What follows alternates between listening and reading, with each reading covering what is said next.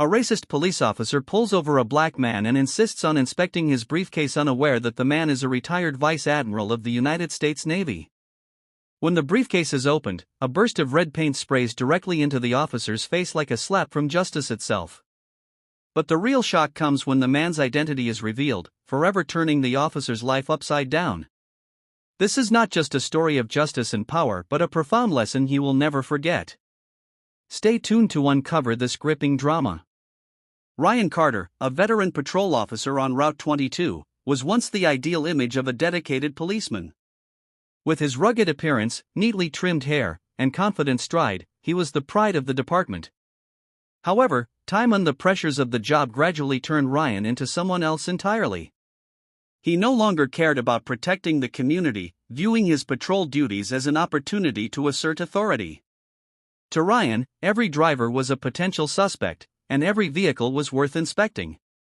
In recent years, Ryan had become notorious within the department for his abusive tendency. He frequently stopped cars without clear reasons, demanding drivers exit their vehicles just to reinforce his dominance. Complaints from civilians flooded the station, but Ryan always evaded consequences thanks to his close connections with senior colleagues. While his supporters claimed Ryan was simply doing his job, others grew increasingly weary of his attitude. Ryan's personal life was equally bleak. A divorce years earlier had left deep scars. His ex-wife often criticized him as selfish and accused him of prioritizing his job over his family. She left with their only daughter, leaving Ryan alone in a small apartment. Despite his attempts to bury the pain, Ryan couldn't deny that loneliness and frustration were corroding his spirit.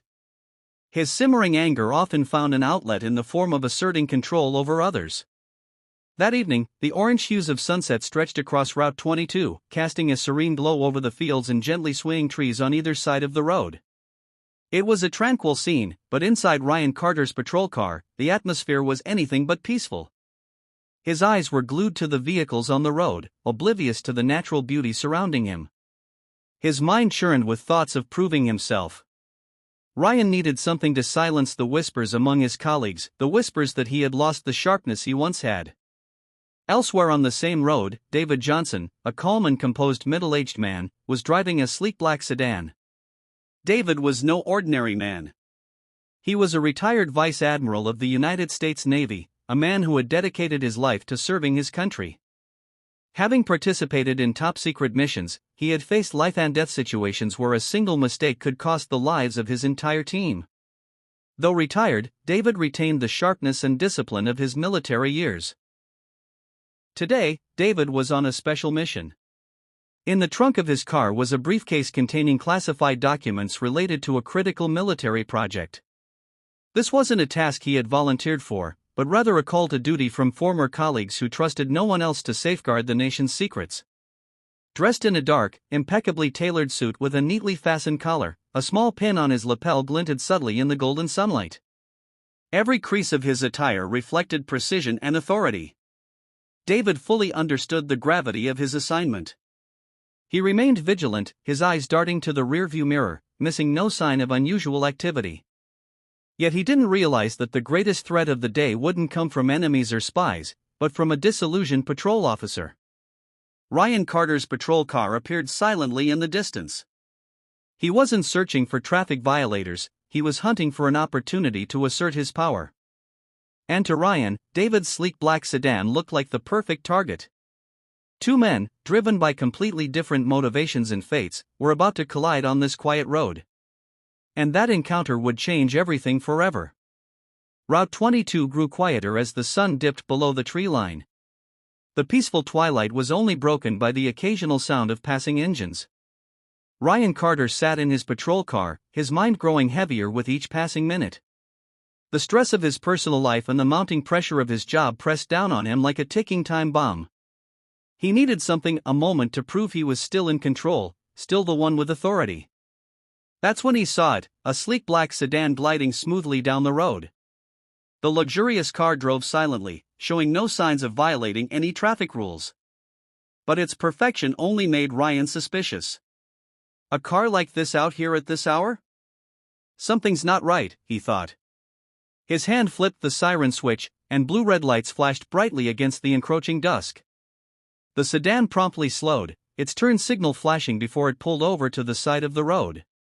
It stopped smoothly, in full compliance. Ryan smirked. "Thought it'd make a run for it," he muttered, stepping out of his car. His boots crunched against the gravel, echoing sharply in the still air. Slowly, he approached the vehicle, his eyes fixed on the figure inside. The car window rolled down smoothly, revealing a composed black man in a perfectly tailored dark suit. The patrol car's lights illuminated a small lapel pin that sparkled with understated elegance.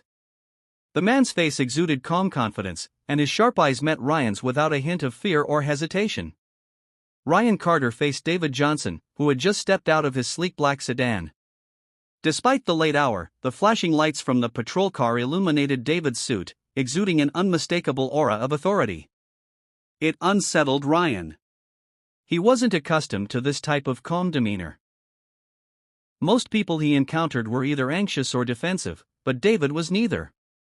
His composure was like an invisible wall, making Ryan feel smaller despite being the one in charge. Ryan tried to break the tension with a firm voice. "License and registration," he demanded, emphasizing each word as if it were an unquestionable command. David gazed at him for a moment, his sharp eyes betraying no fear. He retrieved his wallet, pulled out his license and registration, and handed them to Ryan with measured calm. "Here you go, officer," he said, his voice deep yet steady. Ryan took the documents, his eyes scanning them. Everything was in order, legal and unremarkable. This only deepened Ryan's unease. In his mind, the polished black sedan, the tailored suit, and the sheer flawlessness were all signs of something hidden. He handed the papers back to David, but instead of stepping back as usual, Ryan took a step forward, closing the distance between them to just a few feet. "A car like this, a suit like this, and nothing suspicious? You think I'm that gullible?" Ryan said, his voice tinged with sarcasm and challenge. David's steady gaze didn't waver, as if weighing Ryan's words. Finally, he shrugged lightly. "I didn't think following the law would bother you, officer," he replied, his tone calm but laden with subtle implication. Ryan felt a surge of anger, not because David had said anything wrong, but because of how he said it with that unflappable calm, that fearless composure. It felt like a veiled challenge, and Ryan couldn't stand feeling overpowered. "Step out of the car," Ryan ordered, his voice growing sharper. David raised an eyebrow, a subtle sign of surprise. "You want me to exit the vehicle without a valid reason?" he asked, his tone still calm but now edged with caution. Ryan smirked, masking his unease with a sarcastic grin. "I call it reasonable suspicion," he replied, his eyes locking onto David's. "If you've got nothing to hide, there's nothing to fear, right?" David didn't respond immediately. He drew in a deep breath, as if suppressing annoyance. After a moment, he opened the car door and stepped out, his movements slow and deliberate, each step radiating control and calm. Ryan crossed his arms, his scrutinizing gaze following David's every move. "Open the trunk," he commanded, his voice firm, leaving no room for refusal. David stood still, studying Ryan for a moment, his eyes now razor-sharp. "Do you have the authority to make that request?" he asked, his tone gentle but loaded with defiance. Ryan bristled at the question. "Don't test me, pal," he said, stepping closer. "If you don't cooperate, I can call for backup. It won't end well for you." David sighed, his gaze sweeping over Ryan, not with fear, but as if finding the situation ridiculous. "Very well," he said, his voice now carrying a hint of frost. He walked to the sedan and opened the trunk with a decisive motion. Meanwhile, not far from the scene, Emily Walker, a bystander, was live-streaming the encounter. She zoomed her camera in on Ryan and David standing by the open trunk. "I'm not sure who's right or wrong, but this man doesn't look like a criminal," she murmured, her voice filled with curiosity. The live stream's audience grew to over 200 viewers, with comments pouring in. "This cop is overreacting. It's just a luxury car. That guy looks like someone important. Who is he? Bet this cop is getting into big trouble." Emily skimmed through the comments, her curiosity mounting. "All right, everyone, stay tuned. I have a feeling this is just the beginning," she said, her eyes glued to the screen. Ryan peered into the trunk. At its center lay a sleek black briefcase.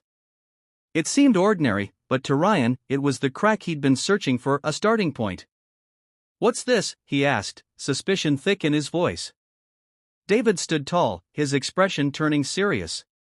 "That's personal property," he replied, his voice measured yet firm. "And I suggest you leave it closed. It contains things that aren't your concern." Ryan smirked, his smile laced with mockery. "Your advice doesn't matter to me," he said, reaching for the briefcase. David didn't move, his steady gaze fixed on Ryan. "If you open it, you'll regret it," he said, his tone now unmistakably cautionary. Ryan ignored the warning and bent down, unlocking the briefcase with a resounding click. The air felt heavy with tension as he flipped the lid open. For a brief moment, anticipation filled the silence, only to dissipate when Ryan saw its contents, nothing but neatly organized files. The documents were sealed and stamped with the word confidential, accompanied by military insignia. This was not what Ryan had been expecting. His brow furrowed, frustration mingling with confusion. "As I said, sensitive documents," David broke the silence, his words deliberate and heavy. "I advise you to close it and leave things as they are." Ryan struggled to maintain his composure, his face a mask of indifference. "What are these documents? What's your involvement with them?" he pressed, his tone probing. "They're none of your concern, officer," David replied, his gaze unwavering. "This is official business, and I have no obligation to explain it to you." In the patrol car, Mark Taylor, a rookie officer only a few months into the force, sat in the passenger seat, watching the scene unfold. He felt uneasy about how Ryan was handling the situation. This wasn't the first time Mark had witnessed Ryan overstepping his authority, but this time felt far more severe. "Ryan, I think we should stop," Mark said over the radio, his voice tinged with hesitation but laced with clear concern. "This guy isn't showing any signs of wrongdoing. You're pushing too far." Ryan pressed the button to respond, his tone curt. "Just stay in the car and do your job, Mark. I know what I'm doing." Mark exhaled deeply, his grip tightening on the steering wheel. He knew that stepping in could jeopardize his young career, but his conscience wouldn't let him sit idly by. Opening the car door, he stepped out and approached the scene. "Ryan," Mark called out, his tone steady yet firm. "I think we need to stop. This isn't how we're supposed to do our job." Ryan turned, his icy glare directed at Mark. "What do you think you're doing? This is my scene. You're too green to understand how things work around here." David observed the exchange, his eyes briefly flicking to Mark, a glimmer of approval in his otherwise stoic demeanor. For the first time in this tense encounter, he seemed to see a hint of fairness amid the oppression. Ryan turned back to the briefcase, deliberately ignoring Mark's presence. He rifled through the documents, searching for anything suspicious. But everything was meticulous, professional, and devoid of any incriminating evidence. "You're making a serious mistake, Officer Carter," David said, his tone turning colder. "If you continue, you won't be able to control the consequences." Ryan laughed dryly, slamming the briefcase shut with a loud thud. "Consequences? Don't threaten me. I'm doing my job." "Your job?" David's eyebrows arched, his eyes sharp as blades. "Does abusing power and conducting illegal searches fall under your job description?" From a distance, Emily Walker kept her live stream rolling. She zoomed in on Ryan, whose impatience was now etched across his face.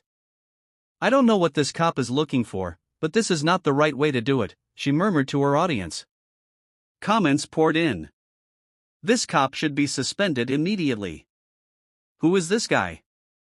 He looks like someone powerful. Let's wait for the twist. Something big is coming."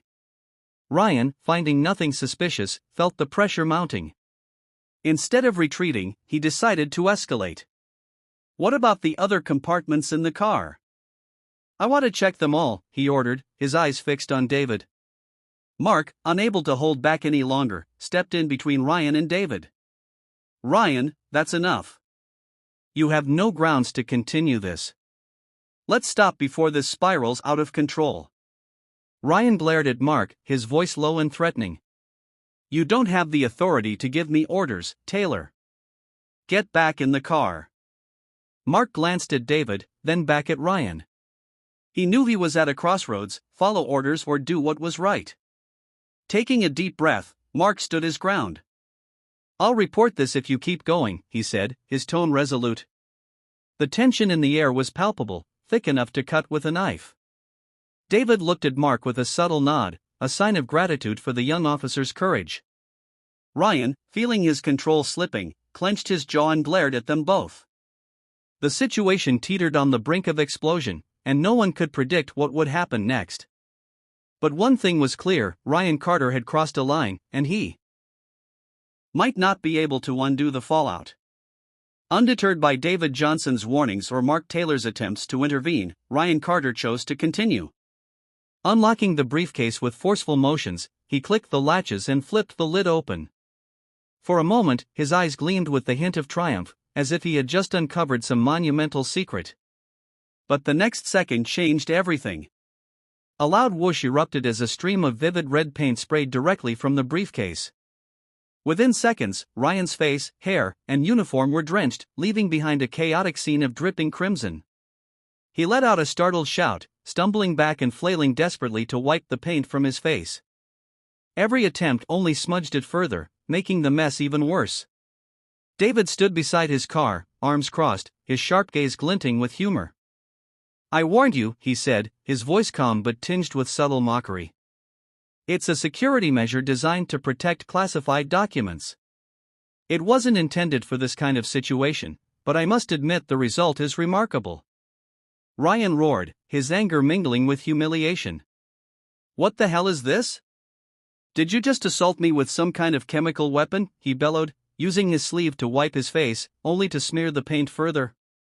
From a distance, Emily Walker was in disbelief at what she'd just witnessed. Her camera shook slightly as she struggled to contain her laughter. Guys, are you seeing this? She said into her live stream, her voice shaking. This officer just opened a briefcase and got sprayed with red paint all over. This is hands down the most entertaining thing I've ever seen. Emily's live stream exploded with activity. Viewers flocked in by the thousands, and the comments section was flooded with amused reactions. The man in the car is a genius. This officer just humiliated himself. Bet he didn't expect to become a red snowman today. This is why you don't poke around in other people's stuff. Emily zoomed in on Ryan's face, now a comical mosaic of red paint smeared across his skin, uniform, and hair. Alright, I can't hold it in anymore, she said between giggles. He's trying to clean up, but it's only making things worse. Ryan, completely losing his composure, turned back to David. You'll pay for this. Who do you think you are, humiliating me like this? He shouted, but his voice lacked its earlier authority, replaced by frustration and helplessness. David, still composed, replied, I'm the man who warned you.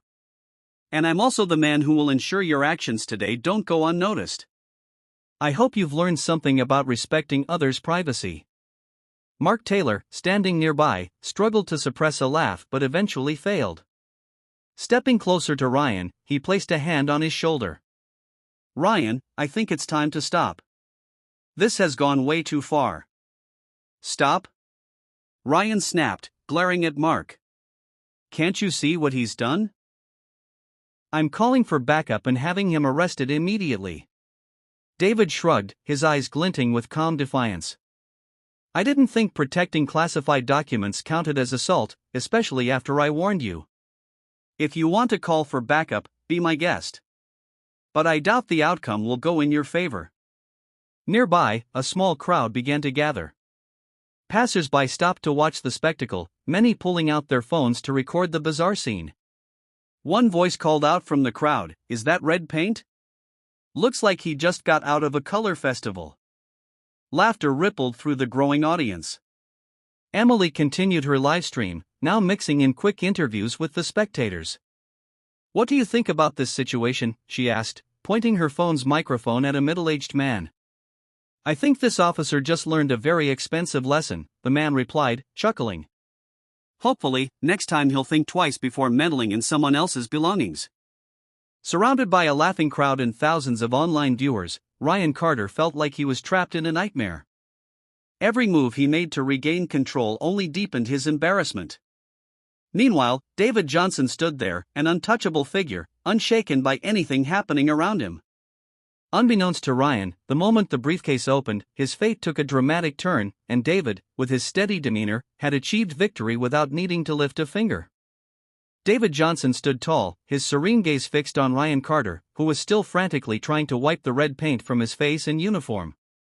The scene around them had transformed into a spectacle, with the glow of phone flashlights illuminating the chaos.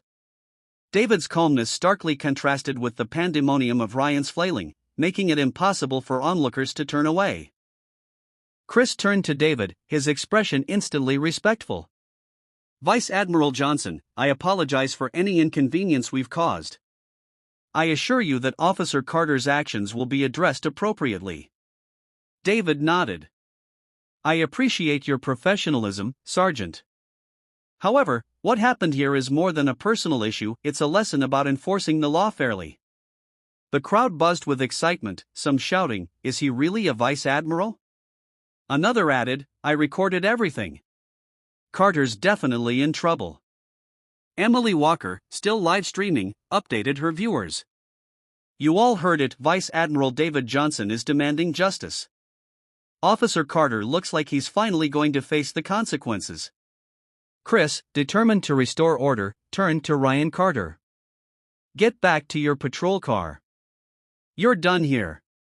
You won't be involved further in this matter." Ryan hesitated, his body stiff as he reluctantly turned and walked away. His back was straight, but his steps betrayed his humiliation and confusion. Facing Jessica and David, Chris continued, "Jessica, ensure everything is documented thoroughly and honestly. I'll personally oversee this case at the station.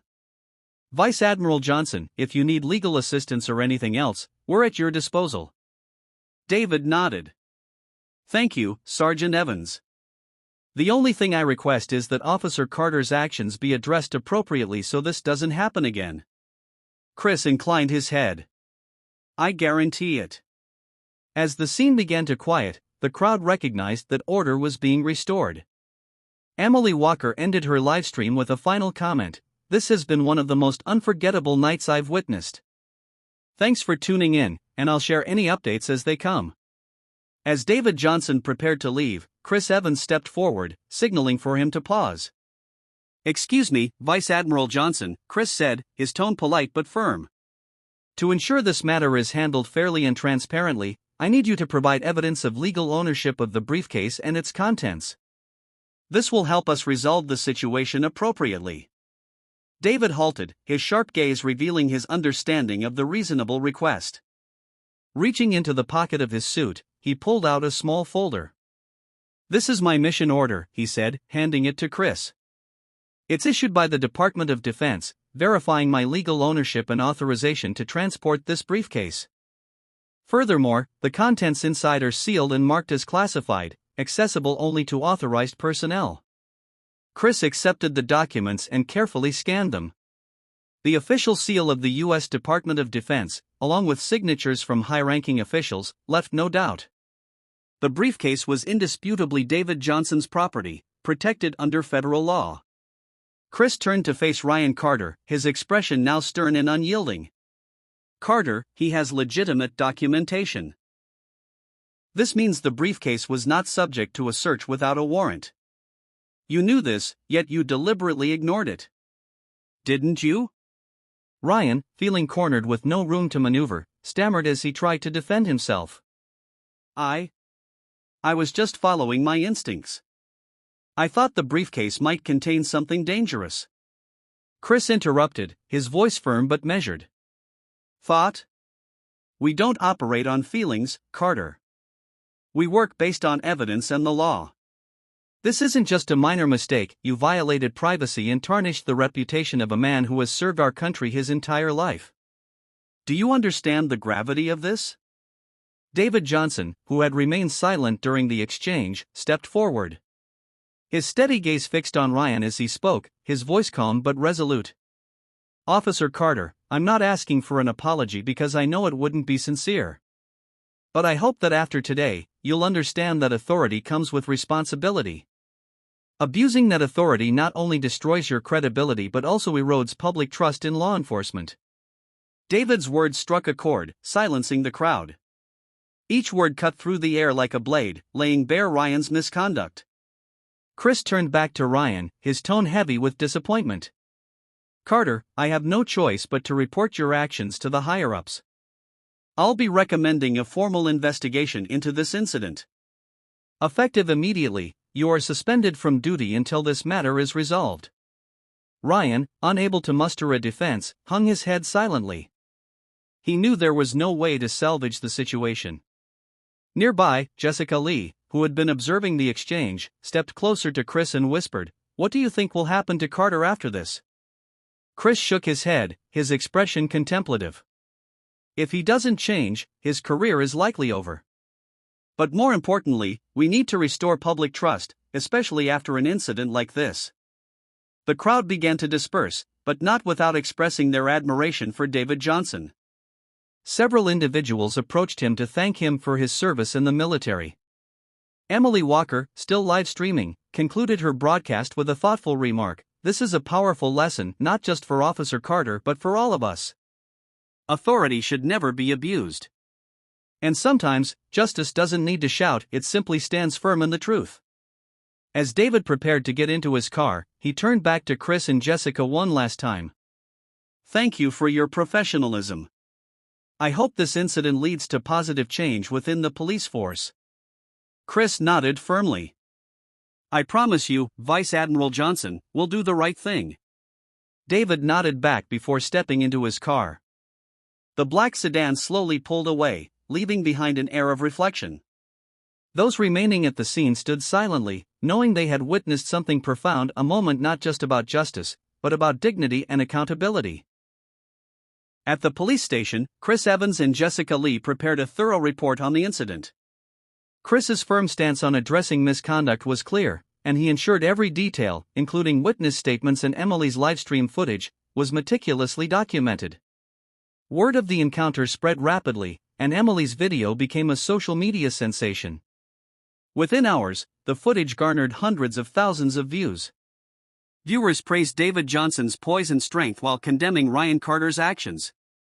Hashtags like #JusticeServed and #RedFacedCop began trending, accompanied by memes mocking Ryan and celebrating David. One of the most shared clips featured the moment Ryan was sprayed with red paint, captioned, "When you try to be a hero but end up a clown." The video spread across platforms like Twitter and TikTok, amplifying Ryan's humiliation far beyond the scene. Meanwhile, in the dimly lit apartment where Ryan lived alone, the flickering light from his television illuminated his weary face.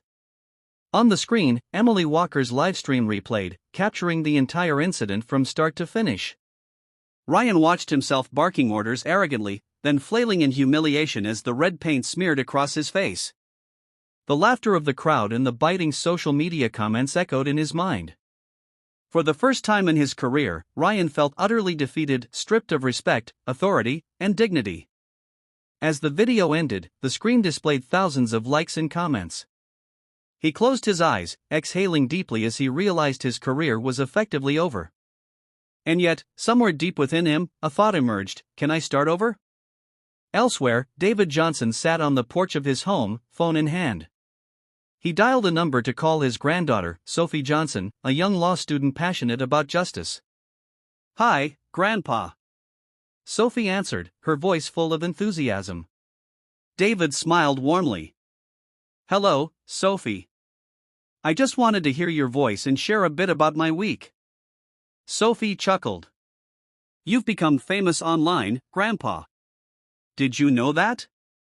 I saw the video. You were amazing." David let out a quiet laugh. "I don't need fame, Sophie. What matters is that people understand justice and fairness must always be upheld, no matter the circumstances." Sophie paused before responding.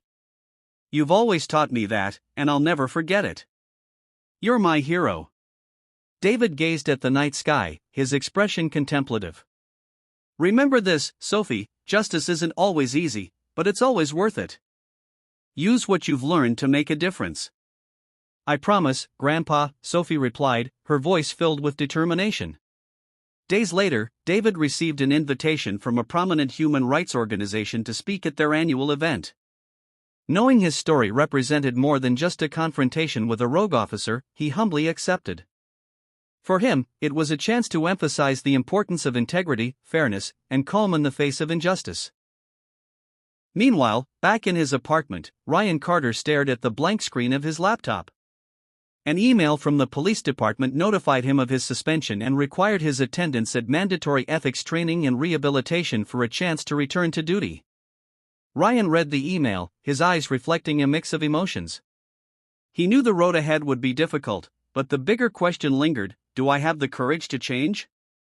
David Johnson, steadfast in his demeanor, prepared to address a room full of activists, scholars, and global leaders. His words would inspire many. Ryan Carter, alone in his small apartment, faced the weight of his mistakes. Redemption was possible, but only if he truly wanted to change. The story concludes, but its lessons remain a powerful reminder of justice, responsibility, and second chances. A few weeks after the incident, the fallout at the police department became undeniable. Ryan Carter's actions had not only damaged his career but had also become a symbol of the systemic issues within the force. The department's reputation was under scrutiny, with calls for accountability and reform coming from both the public and internal leadership. In her office, Captain Laura Mitchell, the department's commanding officer, sat with Sergeant Chris Evans to discuss the incident's impact and the steps they needed to take. "Chris," Laura began, her voice measured but resolute, "we cannot let this incident define us, but we also can't sweep it under the rug. Carter's actions have already hurt our standing in the community. We need to act decisively, not just to discipline him, but to rebuild trust." Chris nodded. "Agreed, Captain. I've compiled a detailed report of the incident, including the video evidence and statements from witnesses. We can't afford to ignore this. I've also started drafting new protocols to ensure stricter adherence to proper conduct during traffic stops and searches." Laura leaned back, her expression thoughtful. "Good. We'll implement those protocols immediately. But what about Carter?" Chris sighed. "He's on suspension pending a formal investigation. Given the severity of the situation, I doubt he'll remain on the force unless he demonstrates significant rehabilitation. We can't have officers like him tarnishing our department's image." Laura retrieved a letter from her desk and handed it to Chris. "I've also prepared a formal apology to Vice Admiral Johnson. This goes beyond the department's failure, it's about the respect we owe him as someone who served this country honorably. Make sure this is delivered to him personally." Meanwhile, David Johnson received the letter at his home. Signed by Captain Laura Mitchell, it conveyed a tone of humility and accountability. "Vice Admiral Johnson. On behalf of the Route 22 Police Department, I extend my deepest apologies for the incident involving Officer Ryan Carter. His actions do not reflect the values or mission of our force. We are committed to addressing this matter transparently and ensuring such behavior is never repeated. Thank you for your patience and understanding. Respectfully, Captain Laura Mitchell ****. David read the letter with a steady expression, though deep down, he appreciated the department's acknowledgement of their mistakes. Setting the letter aside, he allowed himself a small, satisfied smile. He wasn't seeking personal vindication but was glad to see accountability in action. At the station, Chris Evans convened an internal meeting with officers from all ranks.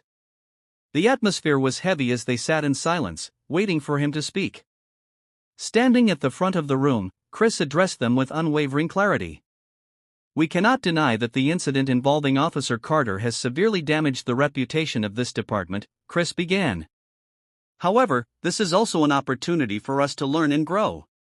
We have a responsibility not just to enforce the law, but to do so with fairness and respect." He paused, scanning the room, ensuring his words resonated. "Abuse of power not only harms individuals but shatters the trust our community has in us. That trust is fragile, and it's our duty to protect it." A young officer raised his hand.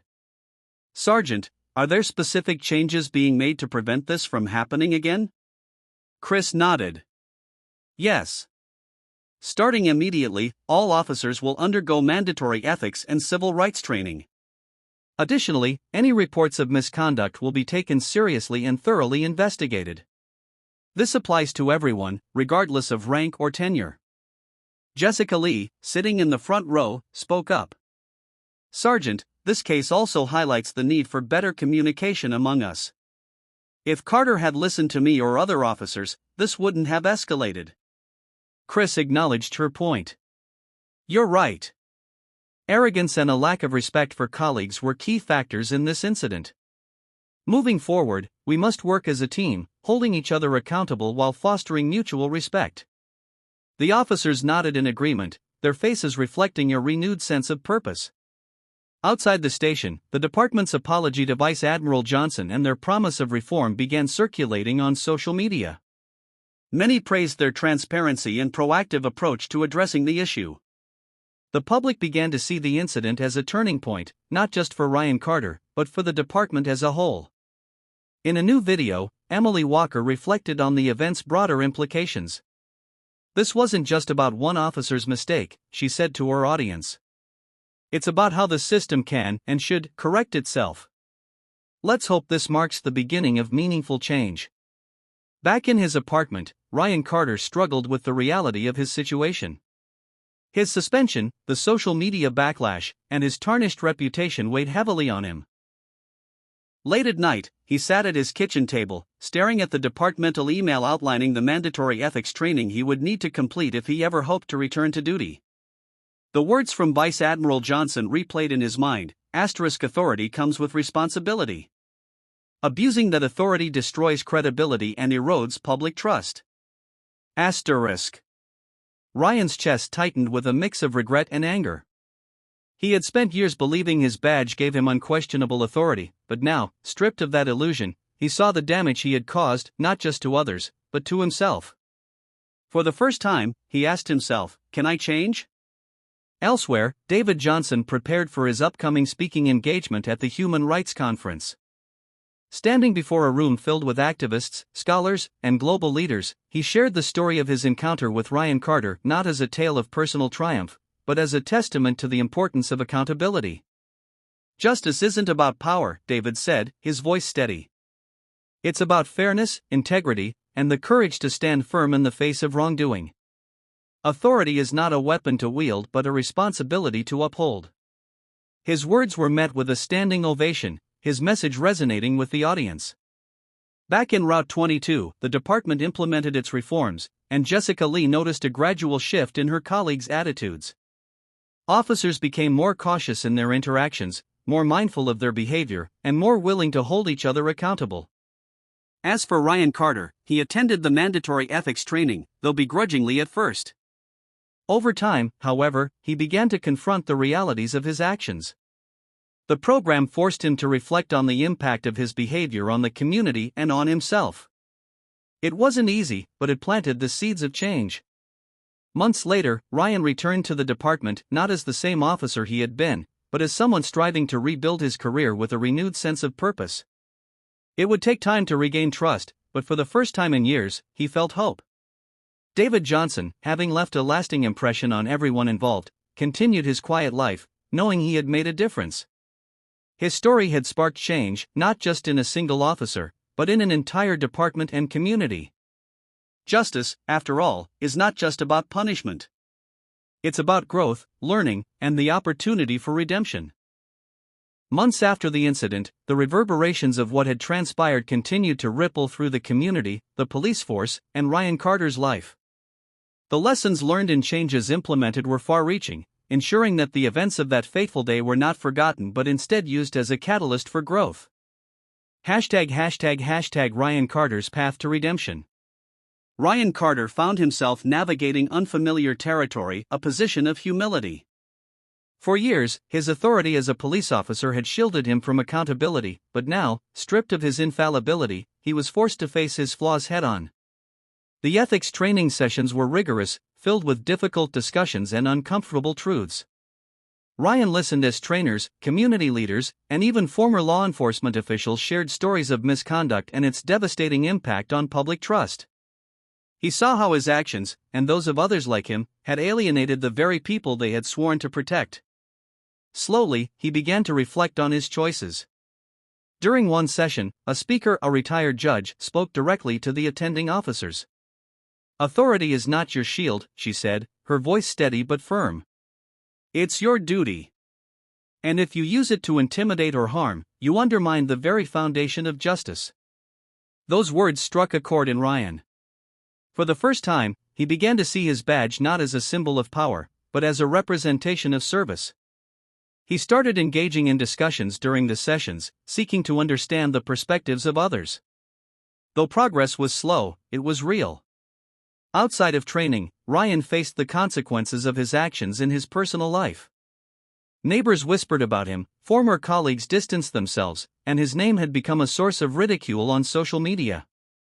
Yet, through the isolation and shame, Ryan began to recognize the importance of genuine accountability. He even reached out to Jessica Lee, the officer who had tried to intervene during the confrontation with David Johnson, to express his regret. "Jessica," Ryan said during a meeting at the station, his voice quieter than she had ever heard it, "I should have listened to you that day.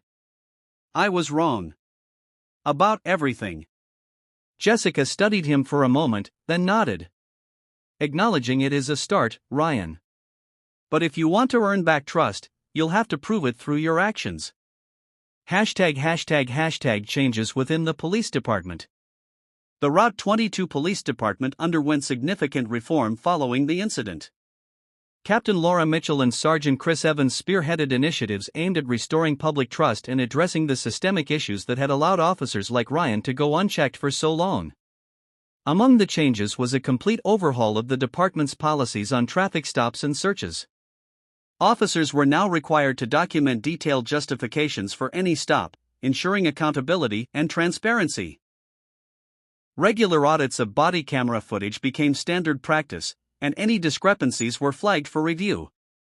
Ethics and civil rights training were made mandatory for all officers, with additional sessions focused on de-escalation tactics and community engagement. Officers were encouraged to attend town hall meetings, where they could listen to the concerns of residents and work to rebuild trust. Jessica Lee, now a key member of the Reform Committee, played an instrumental role in implementing these changes. Her input ensured that the department's new policies reflected the values of fairness and respect. "The goal isn't just to prevent another incident like the one with Carter," Jessica explained during a press conference. "It's to create a culture where such incidents are unthinkable." David Johnson's legacy. David Johnson's encounter with Ryan Carter became a pivotal moment not just for the police department but for the broader conversation about justice and accountability. His calm, principled response to an abuse of power resonated with people far beyond Route 22. At the Human Rights Conference, David's speech drew widespread acclaim. He spoke not only of his personal experience but also of the broader need for systemic change. "Justice isn't a one-time act," David said. "It's a continuous process that requires vigilance, courage, and humility. We must all hold ourselves and those in power accountable, not out of hostility, but out of a shared commitment to fairness and integrity." His words were shared widely across social media and news outlets, solidifying his status as a symbol of calm strength in the face of injustice. David's story also inspired numerous initiatives, including a scholarship program for young people pursuing careers in law enforcement, focused on ethics and community service. The public's role. The public played a vital role in driving accountability. Emily Walker's livestream had sparked the initial wave of outrage and attention, but the continued scrutiny from the community ensured that the department followed through on its promises. Emily used her platform to highlight the positive changes taking place, providing updates on the department's reforms and sharing stories of officers who were working to make a difference. Her balanced reporting earned her respect from both the community and the police force. "This isn't just about one bad officer," Emily said in a follow-up video. "It's about creating a system where everyone is held to the same standard, and where justice is more than just a word, it's a reality." Ryan Carter's future. After months of introspection, training, and gradual reintegration into the force, Ryan Carter was given the opportunity to return to active duty. However, his role had changed. No longer trusted with authority over others, he was assigned to administrative duties, a position that gave him time to rebuild his reputation from the ground up. One day, while filing reports, Ryan received an unexpected visitor, David Johnson. The retired Vice Admiral had come to the station for a meeting with Captain Laura Mitchell about ongoing reforms. Spotting Ryan at his desk, David approached him. "Officer Carter," David said, his tone measured but not unkind. Ryan looked up, his posture stiffening. "Vice Admiral Johnson," he replied, his voice uncertain. I didn't expect to see you here." David studied him for a moment before speaking. "I've heard you've been making efforts to change." "That's good. But remember, change isn't a one-time act. It's a commitment." Ryan nodded, his expression earnest. "I've made mistakes, sir. I know that now. All I can do is try to do better." David extended his hand. "Then start with this, a handshake. Not as an admiral to an officer, but as one man to another, committed to doing better." Ryan hesitated, then shook David's hand. It was a small gesture, but one that carried weight, a symbol of the possibility of redemption. #### a new chapter. The events surrounding David Johnson and Ryan Carter left an indelible mark on Route 22. The police department emerged from the scandal stronger, its commitment to fairness and accountability reshaped by the lessons of the past. For Ryan, the road to redemption remained long, but he now walked it with humility and purpose. As for David Johnson, he returned to his quiet life, knowing that his actions had sparked a lasting impact. His story was no longer just about confronting an unjust officer, it had become a testament to the power of dignity, integrity, and the unyielding pursuit of justice. ###. The impact beyond Route 22. The story of David Johnson's confrontation with Ryan Carter resonated far beyond the boundaries of Route 22. National media outlets picked up Emily Walker's footage, sparking debates about police accountability and the importance of ethical law enforcement. Activists, policymakers, and community leaders used the incident as an example of how abuses of power could be addressed effectively when the public, the justice system, and individuals worked together. Across the country, other police departments began to take notice. Many launched internal reviews of their procedures for traffic stops and searches. Some implemented reforms similar to those in Route 22, adopting policies that emphasized transparency, fairness, and community trust. Human rights organizations and legal advocacy groups reached out to David Johnson, asking him to share his insights and experiences at conferences and forums. Despite his humility, David accepted many of these invitations, recognizing the opportunity to inspire change on a larger scale. At one such event, he addressed a room filled with young cadets at a police academy. "To those of you preparing to take on the responsibility of law enforcement," David said, his voice steady and commanding, "remember this. The badge you wear is not a shield to hide behind or a weapon to wield. It is a symbol of service. The authority it grants you must always be balanced by humility and a commitment to justice. Never forget that trust, once lost, is almost impossible to regain." His words were met with a standing ovation. Among the cadets, many later cited his speech as a turning point in their understanding of what it meant to serve and protect. #### Ryan Carter's struggle to rebuild. Ryan Carter's life continued to be a difficult journey of self-reflection and gradual improvement. While his role within the department was limited to administrative work, he used the opportunity to immerse himself in the paperwork and procedures that often went overlooked during his years in the field. Understanding these details gave him a new perspective on the intricacies of justice and how his past actions had often disregarded due process. One evening, while reviewing incident reports, Ryan noticed a recurring pattern in the department's data. Certain traffic stops disproportionately targeted specific demographics. For the first time, he truly saw the systemic issues that had contributed to his own behavior. He brought the data to Jessica Lee, who was surprised by his initiative. "Jessica," Ryan said hesitantly, "I noticed something in the reports. It's not just me, there's a larger problem here. I want to help fix it." Jessica studied him carefully, gauging his sincerity. "It's a start," she said, taking the documents. "If you're serious about making a difference, then keep pushing for change, no matter how uncomfortable it gets." Ryan nodded, realizing that his path to redemption would require more than personal growth. It would mean actively working to dismantle the very patterns of behavior he had once perpetuated. ### community healing. In Route 22, the community also underwent a process of healing. Residents who had long felt alienated by the police began to see signs of progress. Officers attended town hall meetings regularly, listening to the concerns of citizens and working collaboratively to address them. Emily Walker played a significant role in this transformation. Her livestream had sparked the initial outcry, but she didn't stop there. She used her platform to highlight positive changes and encourage dialogue between the police and the community. In one video, Emily interviewed Jessica Lee about the reforms being implemented. "We're not perfect," Jessica admitted. "But we're trying. Every step we take toward transparency and accountability is a step toward rebuilding trust." The video garnered widespread praise, with many viewers commending the department for its willingness to confront its shortcomings.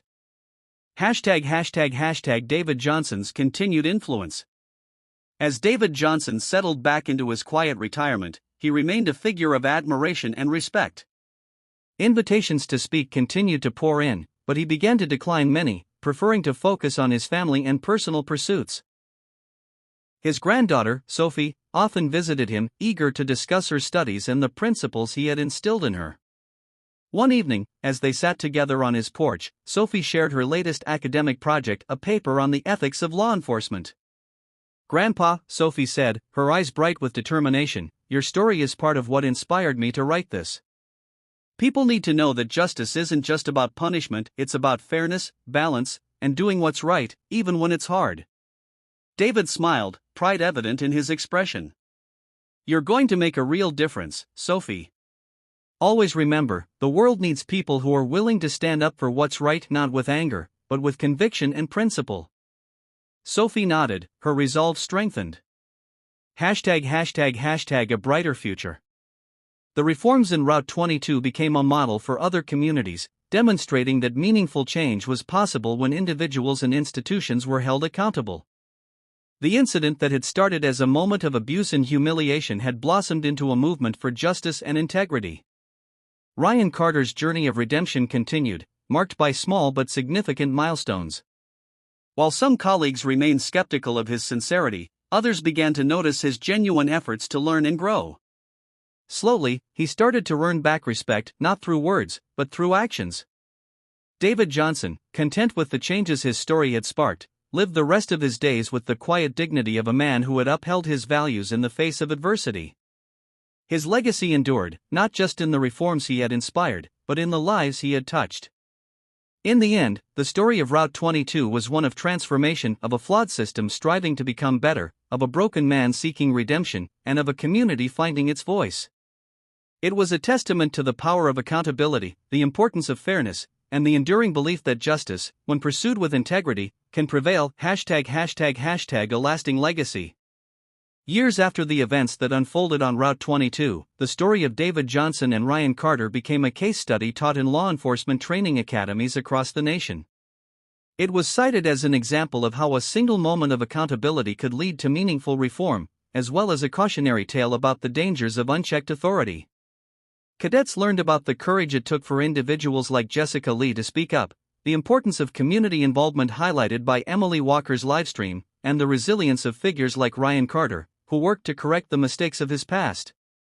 Above all, they were taught about the calm determination of David Johnson, a man who used dignity and principle to turn an abuse of power into a transformative moment. The police department of Route 22 became a model of reform, with officers earning back the trust of the community they served. Captain Laura Mitchell retired a few years after implementing sweeping changes, leaving behind a force better equipped to handle the complexities of modern policing. Jessica Lee, her protégé, rose through the ranks to take over as captain, her leadership continuing the department's commitment to fairness and transparency. ### Ryan Carter's transformation. Ryan's journey to redemption was far from easy. While his initial steps were met with skepticism, he persevered, driven by a desire to rebuild his reputation and make amends for his past actions. Over time, his efforts began to bear fruit. Ryan's analysis of the department's data led to the creation of a task force aimed at addressing systemic biases in traffic stops and enforcement. His work, once overlooked, gained recognition as he collaborated with community leaders to develop training programs that emphasized cultural awareness and de-escalation tactics. One day, during a public forum, a resident stood up to address him directly. "Officer Carter," the man began, "I was one of the people who didn't trust you or the police after what happened. But I've seen the changes you're making. And while I can't forget, I can say that I respect the effort you're putting in." Ryan nodded, the man's words hitting him deeply. "I appreciate that," he said. "I know trust takes time to rebuild. I'm committed to earning it every day." Though Ryan never returned to his previous position as a field officer, he became a key figure in the department's reform efforts, mentoring younger officers and sharing the lessons he had learned. David Johnson's influence on the next generation. David Johnson's impact extended far beyond Route 22. His calm and principled stance during the confrontation with Ryan Carter became legendary, inspiring not just law enforcement, but individuals in all walks of life. At one of his final public speaking engagements, he addressed a room filled with aspiring leaders. "The true test of character isn't how you wield power," David said. "It's how you respond when that power is tested. Remember, authority is a gift, one that must be handled with humility and respect for the people it serves." Among the audience was Sophie Johnson, who had gone on to become a respected attorney specializing in civil rights. She often credited her grandfather's example for shaping her values and guiding her career. One evening, after a successful case that held a corporation accountable for discriminatory practices, Sophie called her grandfather. "We won, Grandpa," she said, her voice brimming with emotion. "I couldn't have done it without the lessons you taught me." David chuckled warmly. "You've always had it in you, Sophie. I just reminded you of what you already knew. Keep making a difference, that's the greatest legacy anyone can leave." The community's newfound strength. Route 22 thrived as a community that had confronted its challenges head-on. The bond between residents and the police force grew stronger, marked by mutual respect and a shared commitment to fairness. Town hall meetings became a regular occurrence, with officers listening to feedback and working collaboratively with residents to address concerns. Emily Walker, who had initially live-streamed the confrontation, continued her work as an independent journalist, using her platform to shine a light on stories of both injustice and positive change. Reflecting on the events years later, she released a documentary titled Painted Red, a story of accountability and transformation. The film captured the journey of everyone involved: David Johnson, Ryan Carter, Jessica Lee, and the community itself. At its core, Emily said in the documentary's conclusion, "This is a story about second chances, not just for individuals, but for institutions, and for all of us. It's a reminder that justice is a living, breathing process, one we must nurture and protect." Closing chapters. David Johnson passed away peacefully in his sleep at the age of 83, surrounded by his family. His obituary, published in newspapers nationwide, celebrated his remarkable life of service and his lasting contributions to justice and fairness. At his funeral, Sophie delivered a heartfelt eulogy, her voice steady despite the tears in her eyes. "My grandfather taught me that justice isn't about winning or losing," she said. "It's about doing what's right, no matter the cost." His life was a testament to that belief, and I promise to carry his lessons with me always. The Route 22 Police Department honored David's memory by dedicating a plaque in his name at their headquarters, with the inscription, "In memory of Vice Admiral David Johnson, a man of dignity, principle, and justice. May his legacy remind us of the responsibility we hold in service to others." Asterisk. David Johnson, content with the changes his story had sparked, lived the rest of his days with the quiet dignity of a man who had upheld his values in the face of adversity. His legacy endured, not just in the reforms he had inspired, but in the lives he had touched. In the end, the story of Route 22 was one of transformation, of a flawed system striving to become better, of a broken man seeking redemption, and of a community finding its voice. It was a testament to the power of accountability, the importance of fairness, and the enduring belief that justice, when pursued with integrity, can prevail. ####A continuing legacy of change. As time moved forward, the impact of David Johnson's example continued to shape the lives of those who were touched by the events on Route 22.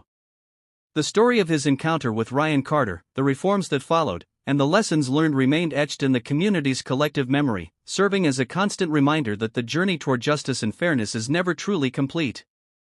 Route 22's role in national dialogue. Route 22, once just a quiet highway, became a symbol of hope for other communities grappling with issues of police accountability. The department's willingness to embrace reform, to listen to its citizens, and to hold its own officers accountable inspired similar changes in police departments across the country.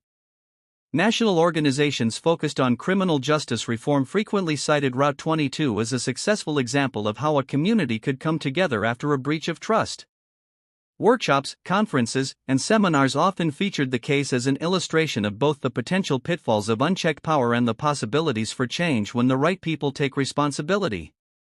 Emily Walker's documentary, Painted Red, A Story of Accountability and Transformation, went on to win several awards for its in-depth examination of police reform. It sparked widespread discussions on social media, where people debated the importance of transparency in law enforcement and the power of community oversight. It's a story about holding people accountable, not just punishing them, Emily explained during an interview. We need systems that allow people to make mistakes, learn from them, and grow. Ryan Carter's journey is proof of that. Ryan's impact on future generations. As the years passed, Ryan Carter's transformation from an officer who had abused his power to a dedicated advocate for reform became a symbol for others within law enforcement. Though he never returned to the front lines as a patrol officer, he worked tirelessly behind the scenes, helping to shape the department's new protocols and ensuring that the mistakes of the past were not repeated. Ryan took on a new role as a trainer for new recruits, teaching them about ethics, de-escalation, and the importance of community relations. His personal story was often incorporated into the curriculum, not as a cautionary tale of failure, but as a testament to the power of redemption. If I can change, so can you, he would tell his trainees. We all make mistakes, but it's how we respond to those mistakes that defines who we are. His words resonated with many of the younger officers, who saw him not just as a mentor, but as a living example of the very principles they were being taught. Ryan's influence helped cultivate a generation of officers who were better equipped to handle the complexities of modern policing, with an emphasis on respect, empathy, and fairness. The Johnson family's continued commitment. After David's passing, Sophie Johnson continued her work in civil rights law, following in her grandfather's footsteps and ensuring that the lessons he imparted were carried forward. She frequently lectured at universities and community organizations, teaching about justice, ethics, and the responsibility of those in power.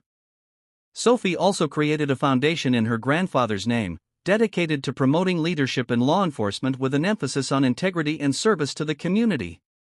The foundation funded scholarships for young people interested in pursuing careers in law enforcement with a focus on ethical leadership.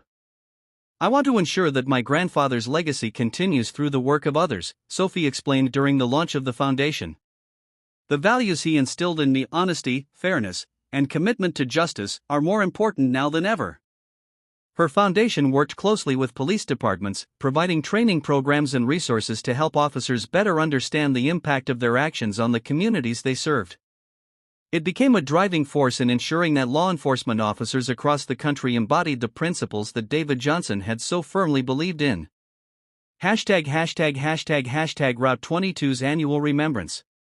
To honor David Johnson's contributions, the town of Route 22 established an annual day of reflection, where residents, police officers, and community leaders would gather to commemorate the lessons learned from the events that had unfolded.